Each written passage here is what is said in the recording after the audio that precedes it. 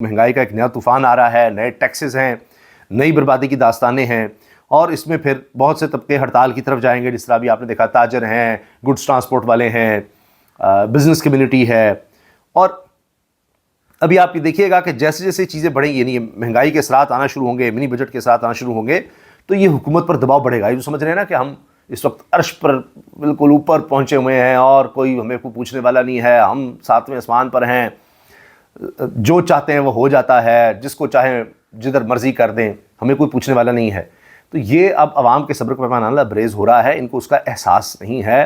آنے والے دنوں میں آپ دیکھیے گا کہ کس طرح سے آپ کو چیزیں انفولڈ ہوتی ہوئی نظر آئیں گی.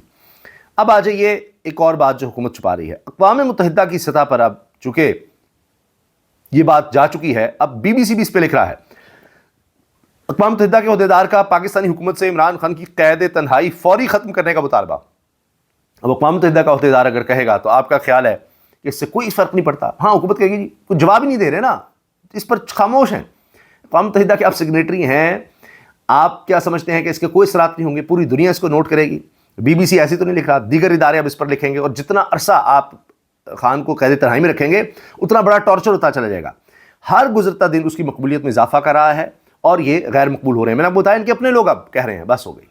کب تک یہ عوام سے بھاگیں گے؟ کب تک فارم 47 کے چکر میں لگائیں گے؟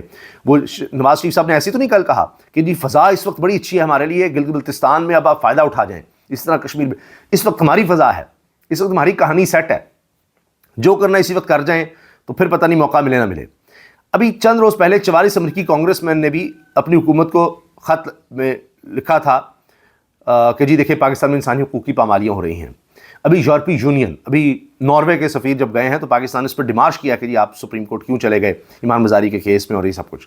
تو یہ چیزیں حکومت بتا نہیں رہی، اس کا بھی ایک پریشر بلڈ ہو رہا ہے، اور خان کے حق میں عالمی سطح پر آوازیں اٹھ رہی ہیں جس کا پریشر بنتا چلا جائے گا. اور اندر ملک میں معیشت تباہ حال ہے.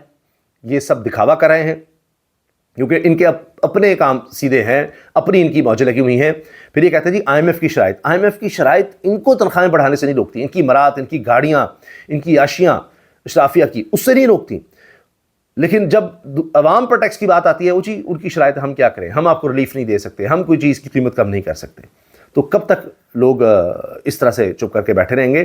تو اب کسی بھی وقت میرا خیال ہے کہ وہ وقت آ جائے گا کہ جب چیزیں قابل برداشت نہیں رہیں گی، جو کہ نہیں ہیں، تو لوگ پھر اس طرح سے نکلیں گے کہ اس حکومت کو لگ پتہ جائے گا.